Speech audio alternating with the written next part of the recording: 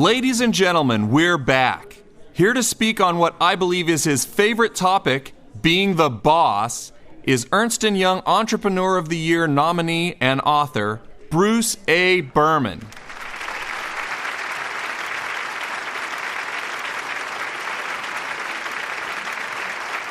Thank you.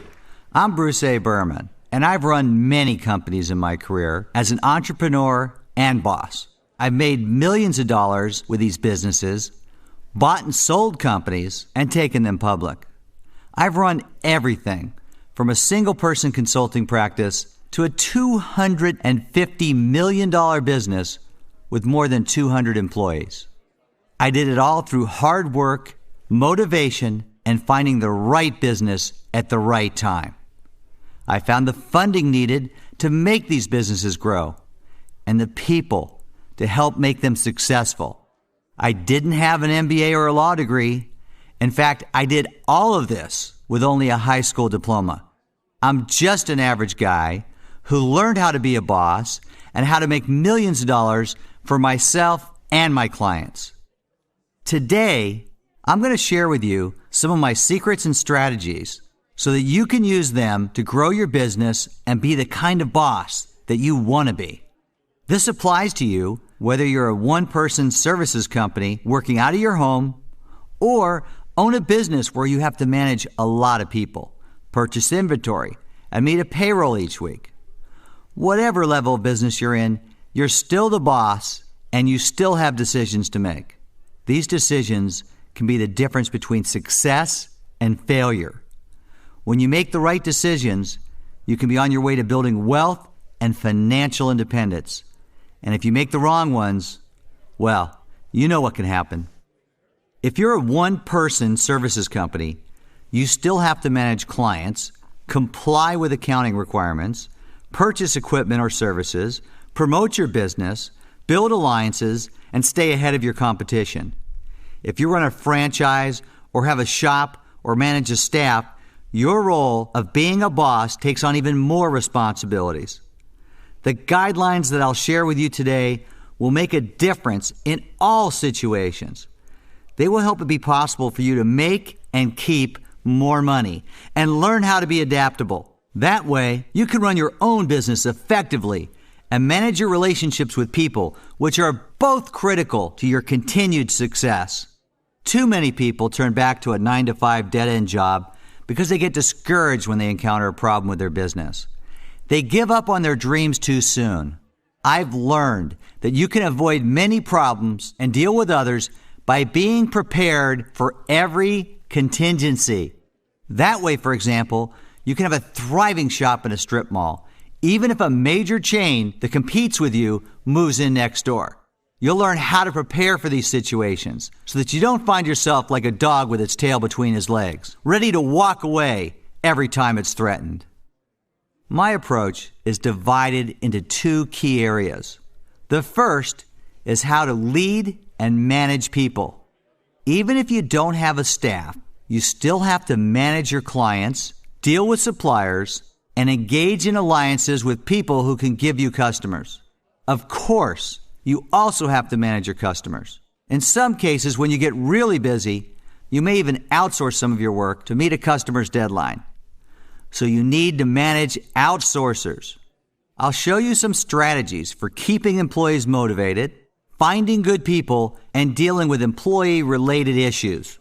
You will discover what it takes to help you be a good leader so that you can be a more effective boss.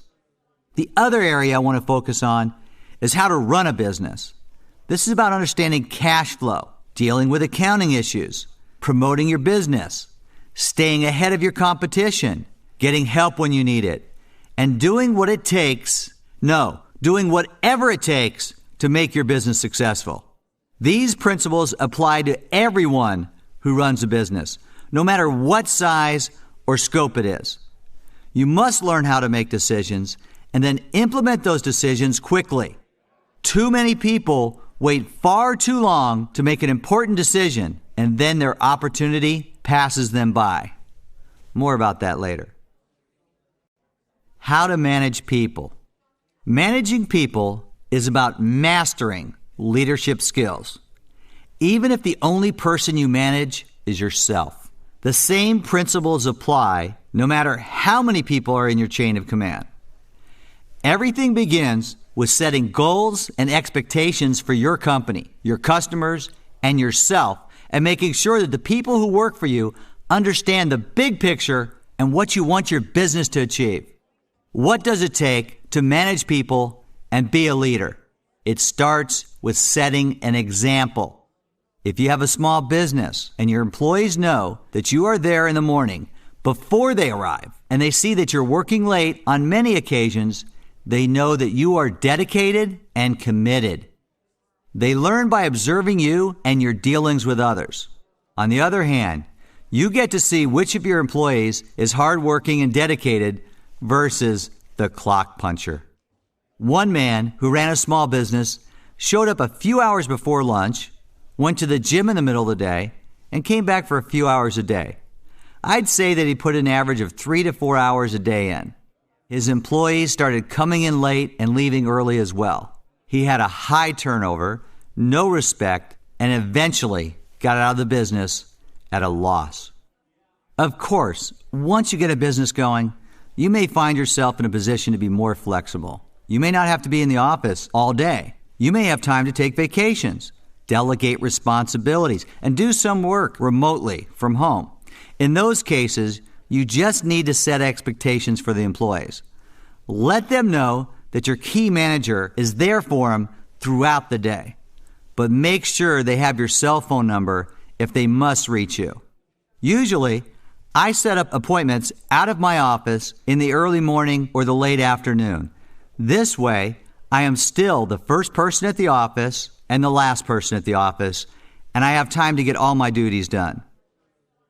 Another boss is so concerned that his employees might cheat him out of time that he does everything to alienate the staff. And as a result, he has a huge turnover and low productivity. This guy runs a 15-person company that offers high-end professional services.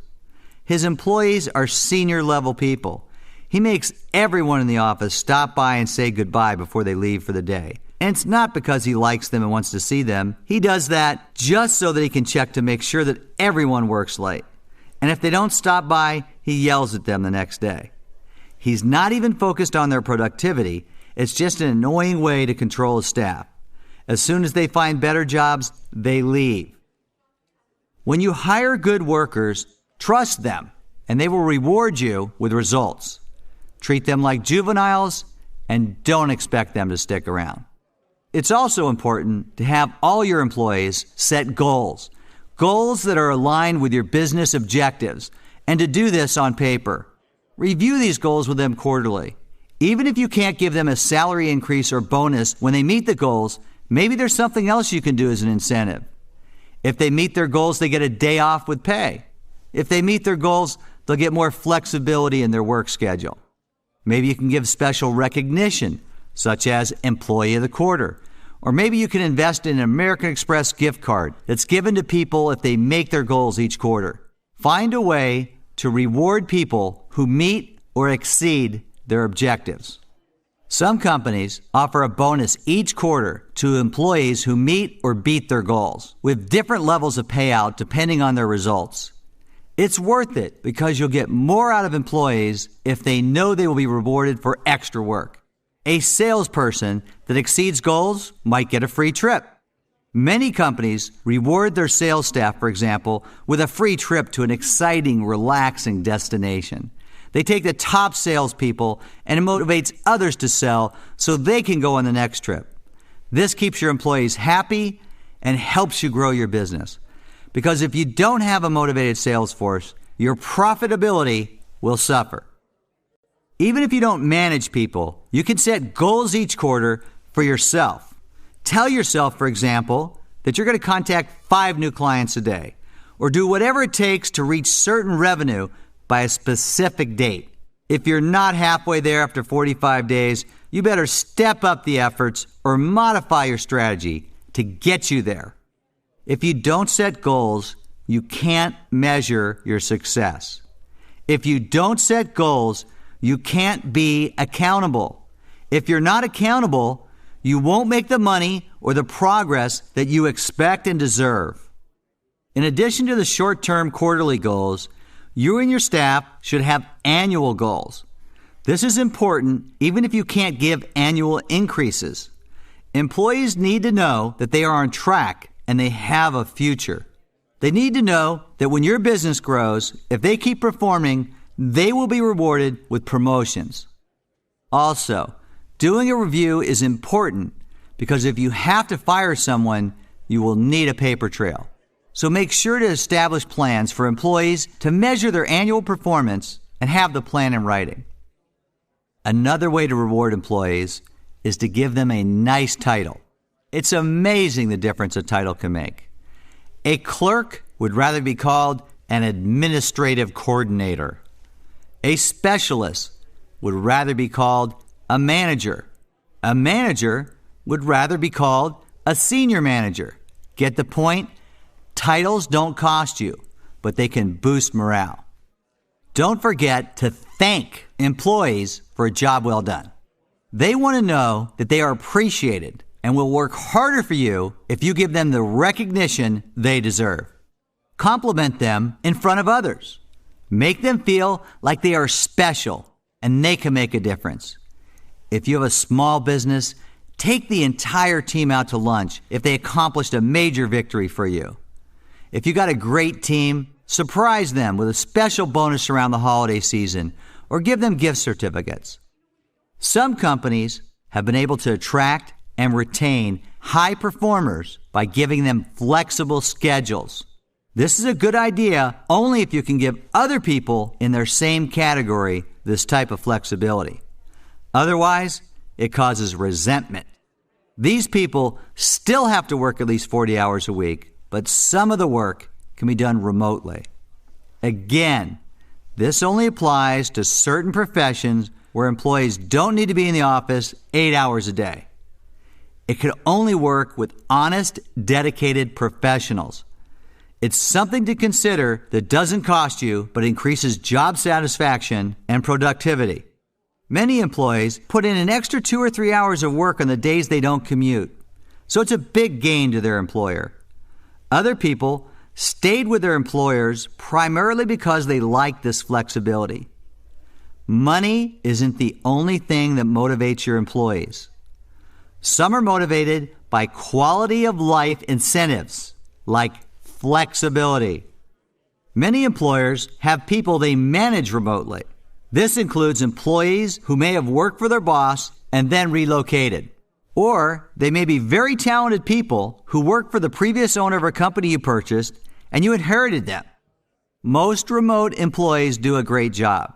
They feel like they must work twice as hard to keep their jobs, and they do. Because their work is in their home, they often put in many extra hours. If you have these employees, it's important to make them feel part of the team. If you can't afford to have them visit the home office at least twice a year, then make sure they give you weekly activity reports and dial in for all staff meetings. If you are the direct boss of these people, then schedule weekly one-on-one sessions. The worst thing you can do to a remote employee is to fail to return his or her phone calls in a timely manner, ignore their emails, or be otherwise unavailable. They sometimes feel isolated, and it's up to you to make them feel part of the team. As a boss, you need to communicate with all of your employees and let them know what's happening in the business, how it impacts their jobs, and which projects are priorities. I recommend weekly staff meetings. The meetings don't have to be long. In fact, you can sometimes cover everything in 30 minutes. Give everyone a copy of the agenda, and if your group is small, go around the room and let each person provide any comments. Employees need to hear it from the boss about what changes are happening in the company and what those changes mean to them. Maybe the change is that you got a new client and people will need to work overtime. It's better to bring this up in a meeting instead of in a memo. Or if your sales were lower than you expected, you need to explain to everyone, including people who are not in sales, how this impacts them. Maybe they need to cut down on purchases for a period of time or get additional signatures for expenditures. Maybe you have to cut down on travel Whatever it is, be honest with your employees so they can think of ways to help you solve issues in their areas. If you don't speak to them directly about problems, they will figure out things and rumors will fly. So deal with these issues directly before they escalate.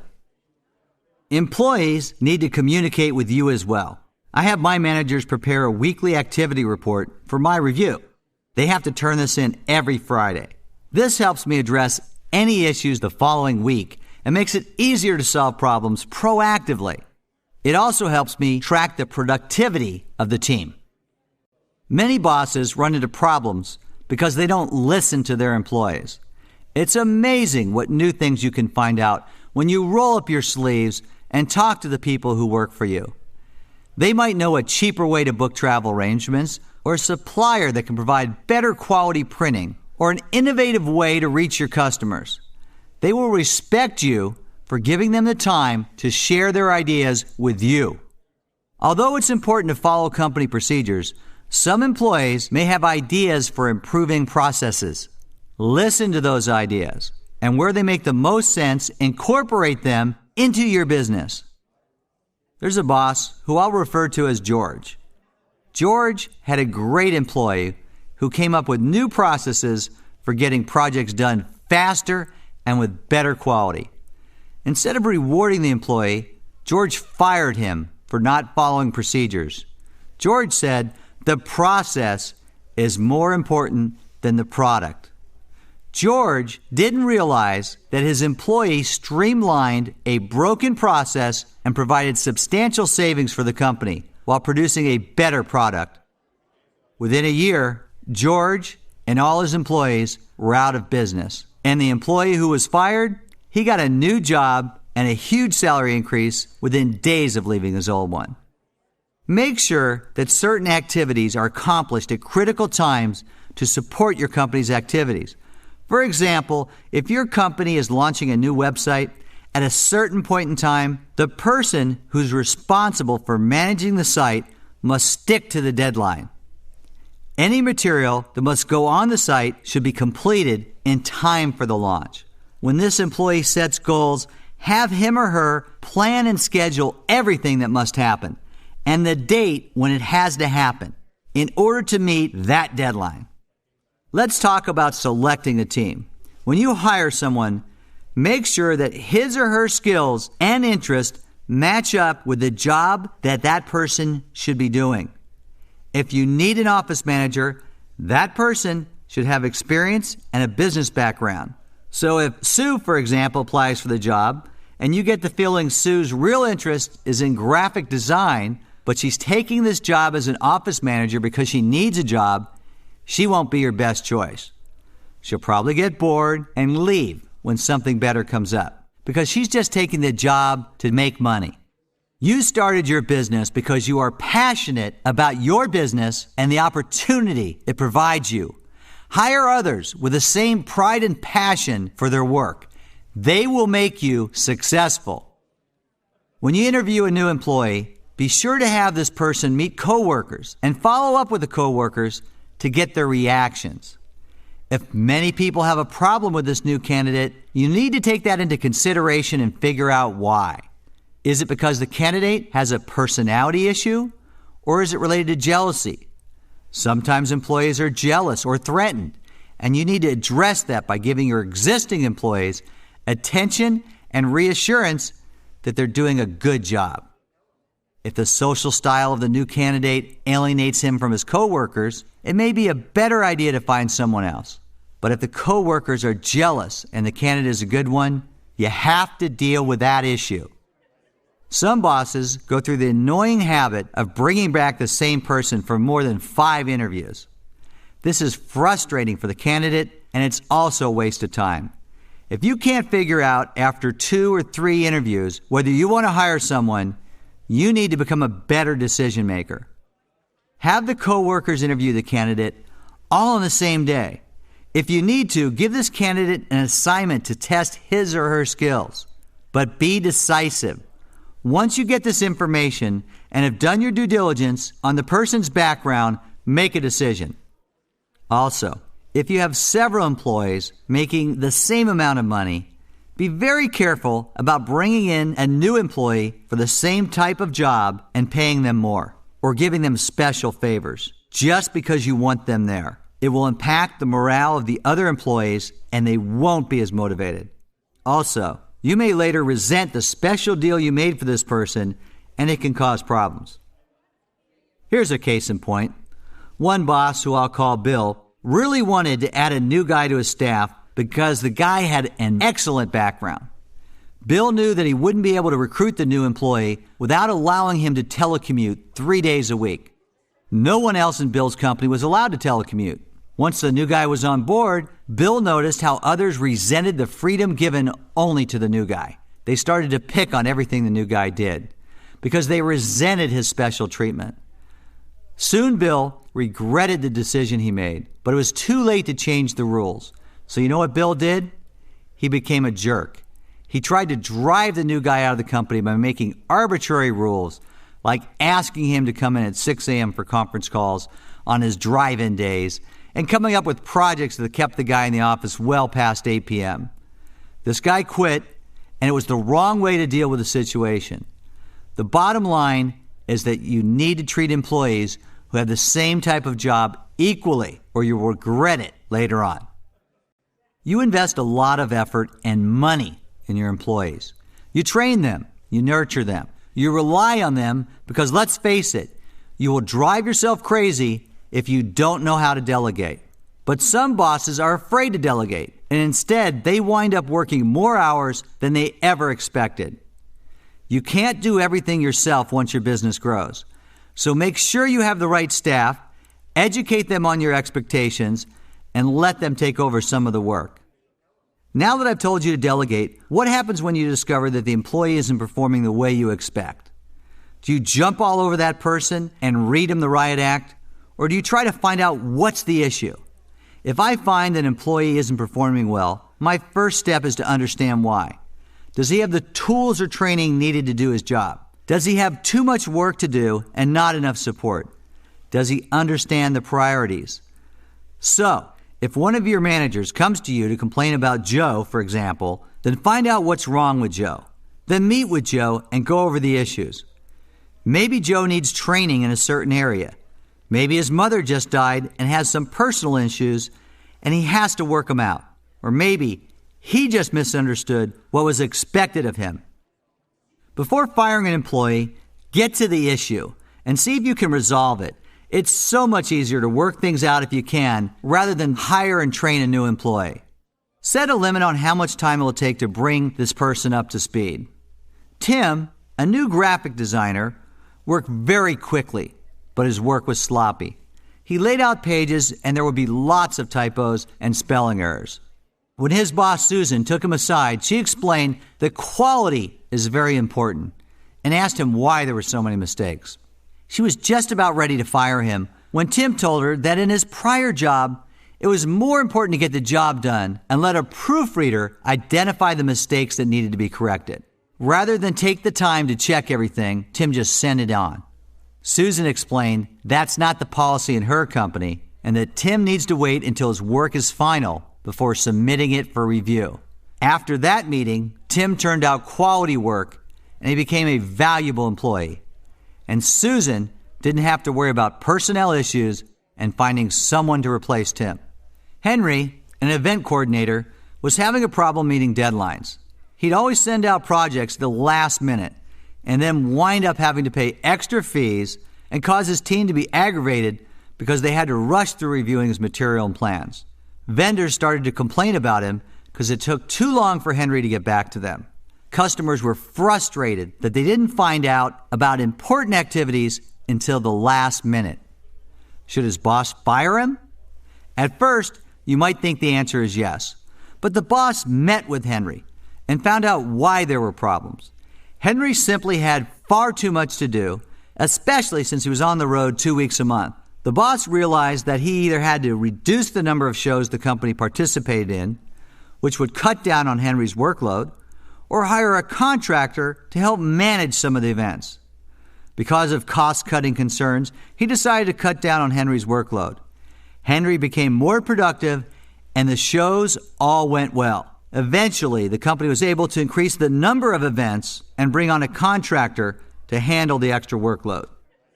Those cases involve situations where you could resolve the issues with employees rather than fire them. But that's not always the case. Sometimes you'll have an employee who doesn't perform well, and after a series of written warnings, still isn't able to get his act together. Sometimes you have to fire someone. Do it quietly, quickly, and humanely, and offer a severance to the individual. Make sure you have a paper trail that shows you tried to work with this person. If you don't have someone in charge of HR in your organization, I recommend that you review your personnel issues with a lawyer who can help you identify processes and requirements for hiring and firing. If you have more than 10 employees, you may want to have a handbook that lists things like holidays, benefits, workplace policies, important processes, and so on. Where can you find good people? A lot of times, it's through your own employees who have friends looking for work, or through your acquaintances. Of course, you could always put an ad in one of the job search engines or in the local papers. You can also contact industry groups and advertise on their websites. So if you're looking for a communication specialist, for example, contact the International Association of Business Communicators and post a job. If you want someone to work part-time, contact the job placement office at your local college. A word of caution: once you place an ad, expect to receive more resumes than you have time to review. So be very specific about what you're looking for so that you don't get overwhelmed with too many responses. Earlier, I spoke about delegating. Too many bosses have a problem letting go of things. They want to do everything themselves. They may be perfectionists. You can't do everything yourself. That's why you've got to hire good people and trust them and give them their freedom. As your company grows and you take on more employees, keep in mind that your managers probably should not manage more than 7 direct reports. After that, it gets difficult to manage people. Find someone on your team you can really trust. Have that person tell you what's going on in the company. It should be someone who works with your employees and can provide you with an honest assessment of employee morale and issues. I also spoke earlier about being decisive. A boss shouldn't be afraid to make decisions. You should be able to weigh the options and not waffle. It's one thing to get employees' suggestions, but ultimately, you need to make the key decisions. If employees see you as wishy-washy, they will not respect you. You are in charge. You must lead and you must inspire confidence. If you own the company, don't expect to get approval from your employees. Look to yourself for your own approval. The bottom line is your profitability. It's what tells you you are doing a good job. Earlier, I spoke about contractors. I think they're a great resource to companies, and more businesses are using them. You can go through an agency, which will take care of their payroll issues. I like contractors because you use them only when you need them. If you're not sure whether a new position will require a full-time person, just hire a contractor. If this turns out to be a full-time job, then you can make the contractor an employee later, if that contractor is interested. If you don't like the contractor, you tell the agency, and they'll find you a new one. You don't have to worry about benefits, and you can bring someone on board very quickly to help during peak periods. There are some regulations regarding how many hours a contractor can work before you must make that person an employee. Your company lawyer or accountant should be able to fill you in on the details and requirements in your state on how this impacts you. What about dealing with partners? You may need to form strategic alliances with other people or companies to help your business grow. If you're an accountant, for example, you might form an alliance with a financial planner. Make sure you get all the details about pricing, service hours, the turnaround time your partner can provide, and other important facts in writing. Chances are that you and the financial planner can trade referrals and help grow each other's business. Maybe you work out a deal where you get 10% of every client you refer, and he gets 10% of everyone he sends to you. Many other businesses work the same way. If you're a general contractor, you can form an alliance with painters, flooring specialists, and cabinet makers. If you're a caterer, you may partner with a delivery service. Partners extend the value of what you have to offer, and they can help bring you new business. It's money in your pocket. You also have to manage suppliers who sell your products or services. Maybe use a cleaning service that takes care of your office once a week, a printing company that prints collateral, a marketing agency that develops your materials, a PR agency that helps you get coverage, or an IT outsourcing company that manages your network. Whatever services you need, be sure to check out several vendors before you decide on one. When I was trying to set up phone lines, I discovered numerous price structures based on the phone service provider you pick. So get estimates from several sources. And I can't stress this enough. Get all agreements in writing. Otherwise, you may see prices creep up and the services slip. Here's where referrals come in once again. If you refer some of your customers to A1 Printing, then A1 Printing may be able to give you a certain discount on your upcoming orders. And if A1 Printing sends you business, then you need to provide some kind of benefit to A1 Printing. Let's talk about managing customers. The customer service you provide depends on your business and your relationship with the customer. If you own a hair salon, for example, customers are going to return because they like the work of a particular stylist. However, evaluating, hairstyling, and coloring can be subjective. So if a customer has a cut, color, and blow dry, and then complains that she hates the cut and color, what do? Do you tell her she must pay, but you schedule a new appointment to fix it at no cost? Or do you tell the customer, you're sorry, but we gave you the cut and color you requested? This is a difficult question because you don't want to lose a good customer. So if this is a long-term customer, you should offer to redo the style and cut. If it's a brand new customer, you may not be sure whether the customer is just trying to get out of paying the bill or whether the customer is really bothered. Ask her how she thinks this problem can be solved. If she says, I don't want to pay for this, I'll go somewhere else, mention that you're very sorry, but your stylist discussed the cut and color with her in detail before it was done. That being said, client satisfaction is important, so she will need to pay for this, but you should reschedule an appointment for the cut and color to be redone at no charge. In another case, a contractor installed floors for a customer. The customer didn't like the floors and refused to pay. The contractor made the mistake of not asking for the cost of the flooring up front and not asking for a payment to start the job. He knew the customer, so he didn't bother to do a written contract. The contractor lost out. He lost time and money. When you and your employees provide a service to your customers, you deserve to be paid. The stylist in the example mentioned earlier provided her customer with a good option and still got paid, even though she might have to redo the work at a later date. The contractor got taken advantage of. If he had collected money up front and had an agreement, he wouldn't have been in this position. Managing customers also means meeting their expectations and deadlines. One marketing company works almost exclusively for one Fortune 500 high-tech client. When this client calls, the agency needs to deliver, even if the request is based on an overly ambitious schedule. The agency puts its staff on alert that someone will need to work 24/7 to take on this project. The account is lucrative, and the agency is being paid for this kind of service. One slip, one delay could jeopardize the relationship with this customer.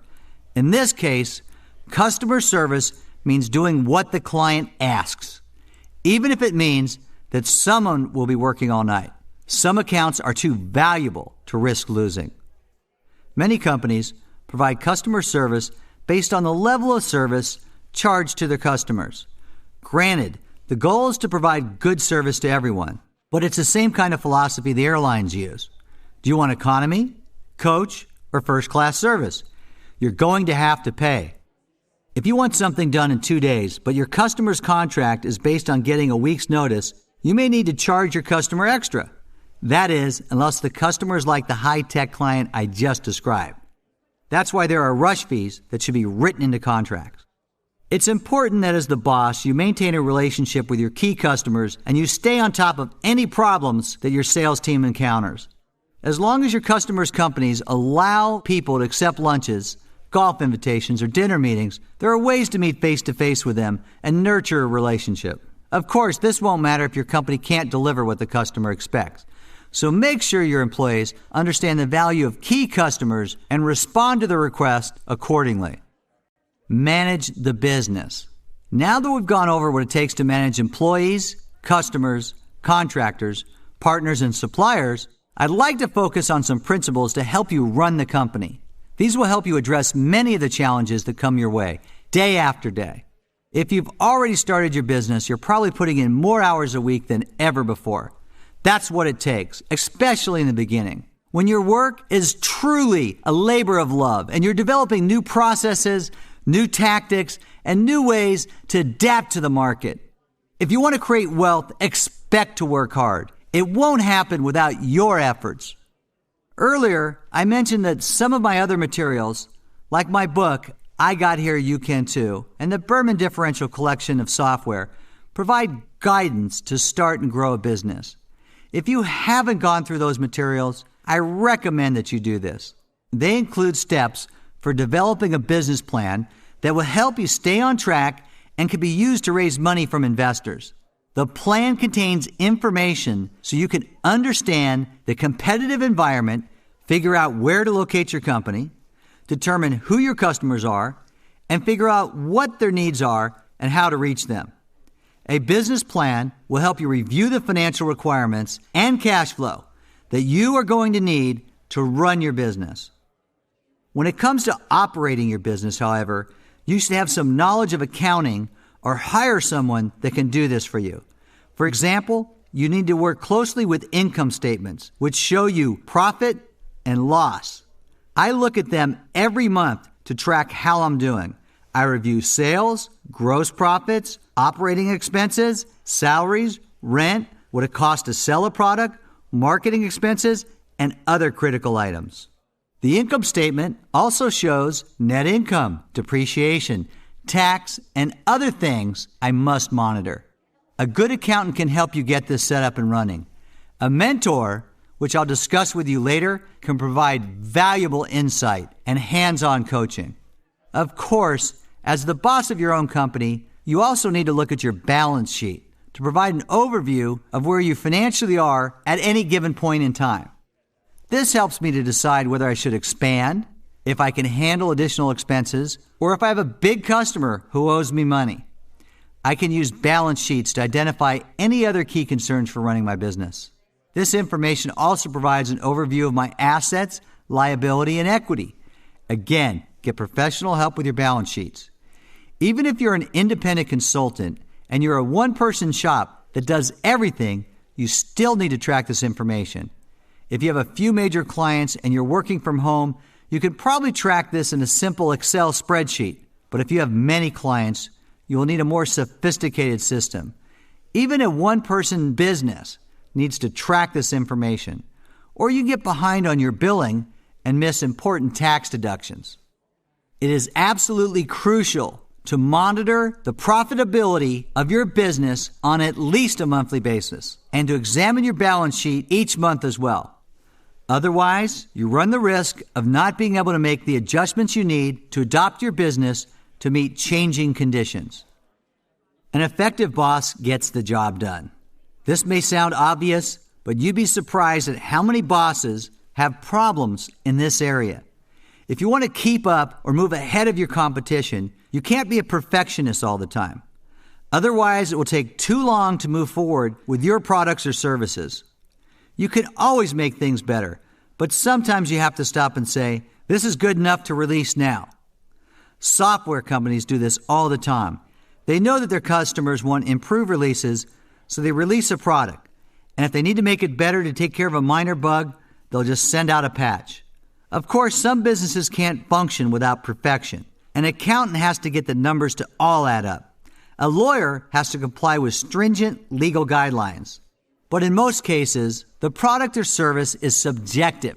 In those cases, just get the job done well and move on to the next project. Stick to your schedule. If you plan to offer a new product and your customers are expecting it to be delivered by a certain date, you need to stick to your schedule. If you don't, they may find someone else who can get it done for them when they need it. I know a gentleman who runs a travel agency. He always finds me great deals at wonderful hotels and good prices on airline tickets. But recently, I've noticed that he doesn't get back to me with the information on the date he promises to deliver it. He always has some kind of excuse. So even though I know him and he's a great agent, I move my business to someone that I can always count on. I can't impress how important it is to deliver on your commitments. People count on you. Don't disappoint them. Their time is valuable. Most people are pretty responsible and deliver or show up when planned. Think about the last time you expected someone to deliver on their business commitments and it didn't happen. I bet it bothered you. Never, ever, never miss a payroll. Do whatever it takes, but nothing can cause employees dissatisfaction as much as asking them to wait for their paycheck. If this happens more than once, expect employees to head for the hills. I've talked to too many people who've worked for startups and found themselves in this situation.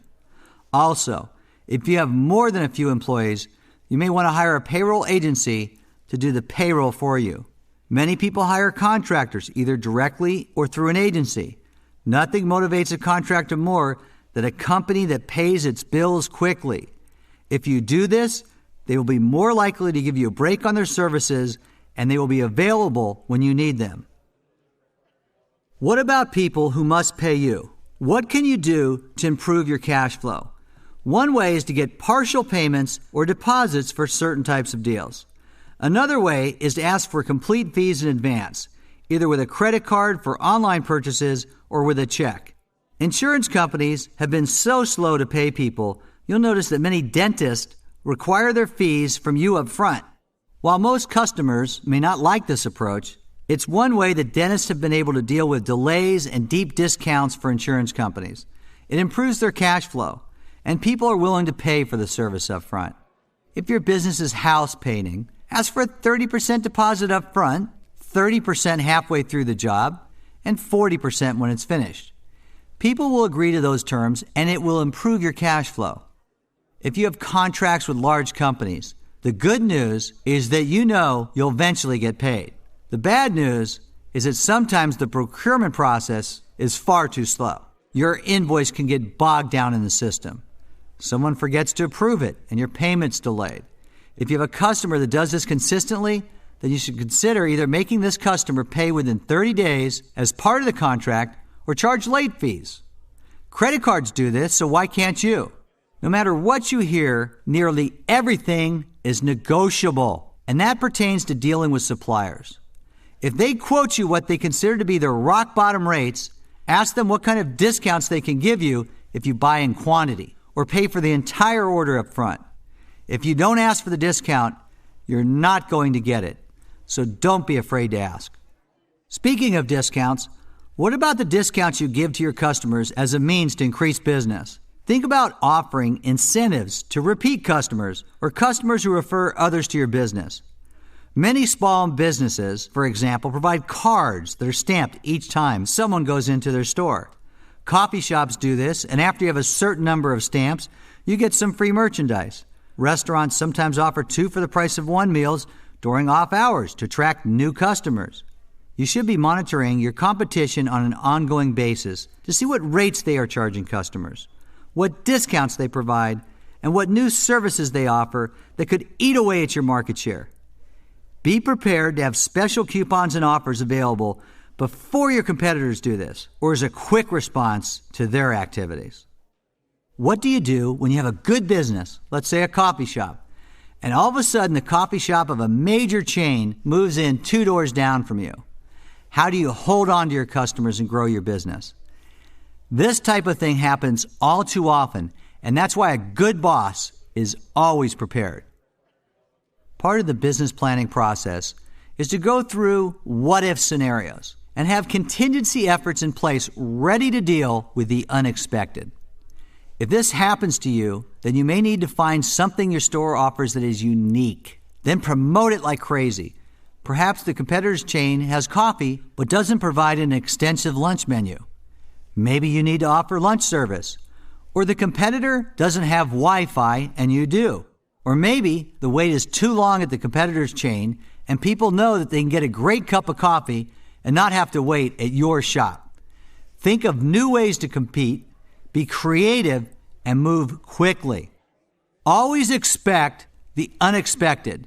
If you open up a supply shop, expect a big chain to move into your neighborhood at some point. What can your supply shop offer that people can't get from the chain business? Maybe it's high quality supplies or better service. Maybe you have to do an extra promotion to retain customers. This is all part of the planning process. Never ever stop analyzing market conditions and prepare for them. Sometimes competing is looking at your business model in new ways. A health club noticed that it was losing members, so they took a survey and found that people wanted the club to be open earlier in the morning. They started earlier, and as a result, business grew. It was a minor change that was relatively inexpensive to resolve. They just paid 2 hourly employees to come in a few hours earlier, a minor price to pay to stay competitive. Marketing is critical to nearly all businesses, unless you depend on just a few clients and you have long-standing relationships with them. If you don't plan and coordinate your marketing investments strategically, you'll waste money. Everything begins with a marketing plan, which helps lead you to the right marketing strategy. Let's say you sell computer services and you specialize in services for realtors within a 60-mile range of your home. You have a very focused business and a limited customer base of 300 agents. Your plan would identify your target customers, their needs, how you can uniquely meet their needs, and analysis of the competition and pricing strategies. It would include positioning your business, and you might need to revise your marketing to adapt to changing conditions in the marketplace. Assume that you have two things that make you stand out from the competition. You're available 24/7, which is very important, and that you guarantee you can fix their problems or they get their money back. All of your marketing should be around this theme of 24/7 service and customer satisfaction guaranteed. The marketing plan should identify the ways to reach your customer, such as direct mail, via the web, face-to-face meetings, email messaging, and phone call frequency. It will cover how you plan to participate in local realtor conferences, real estate industry breakfast meetings and gatherings, and other organizations that you will join where you can network. It will cover your strategy to speak at realtor meetings, how you plan to utilize PR and press releases, and where and how you plan to advertise. And these are just some of the elements of your plan. You need to monitor the strategy effectively to see what works and what doesn't. You should figure out how you can reach the key decision makers at each realtor's office. You need to identify how many salespeople can help you in your efforts and whether their jobs will be face-to-face sales, over the phone, through networking, or a combination of all these approaches. And you should consider what you should do if someone else tries to compete with you on price, service, or quality. Develop all of the what-if strategies and have the flexibility to adapt to changing conditions. One final thought. If you haven't incorporated by now, I think you should also consider it. I prefer to set up limited liability corporations for businesses that do not intend on becoming public. This gives you the protection of a corporation and allows you the potential to get added personal tax benefits. Contact an attorney to help you with these details. In summary, being the boss involves dealing with many challenges. It's about managing people and running the day-to-day operations. I've highlighted some of the key issues that you'll face along your journey to success and given you ways to overcome some of the key obstacles. As I mentioned earlier, you can learn more about this information through my book, I Got Here, You Can Too, and by using the Berman Differential software collection. They cover all the topics I've discussed today. Along with other information, these materials tell you secrets that you can't get from any college or an MBA. They tell you how the deals really get done and how you can profit from them. If you're running your own company, you may also need a mentor. Someone who has gone through the challenges that you face and has conquered them. Someone who will meet with you on a frequent basis and help share with you recommendations so that you can jumpstart your business. I strongly recommend that you check out my personal mentoring services that are available at www.bruceaberman.com. I also have a free question and answer forum where I receive and reply to a wide variety of my readers' questions, as well as offer additional services like Bruce A. Berman's personal mentoring. If you have any additional questions, send me an email from the Ask Bruce link on www.bruceaberman.com. With these suggestions that I've reviewed, you are well on your way to being the boss that you want to be and to be achieving the results you are seeking. Good luck on your journey.